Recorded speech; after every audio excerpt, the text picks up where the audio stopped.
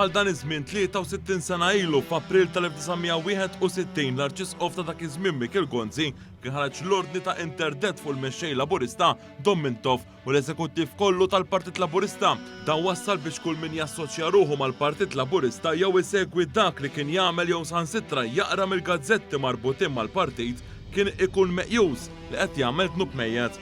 Dan mhux biss wassal għal diskriminazzjoni sfaċċata kontra kull min kien ta' twemmin Laburista, inkluż fil-quddies u fil-qrar, imma wkoll fisser li Laburisti spiċċaw jiżżewġu fis-sakristija bħalma kien il-każ tad-deputat Laburista Joe Micallef Suffrage. Minn barra hekk dawk li mietu f'dan il-perjodu kienu jindifnu fil-parti mhux ikkonsagrata taċ-ċimiterju tal-Addolorata magħrufa bħala il-Misbla. It-tnub il-mejjed kien imposti wara li Malta ingħatat kostituzzjoni ġdida mill-Ingliżi l-aħħar waħda qabel l-indipendenza. Dan fisser l-elezzjoni tas sena wara dawk li kienu se jivvutaw lil Partit Laburista kienu se jagħmlu tnub mejjed. Dakinhar 51,000 persuna li ddikjaraw vot favur il-Partit Laburista minkejja l-impożizzjoni ta' tnub il-mejjed mill-Knisja baqgħu magħrufin bħala s-Suldati tal-Azzar.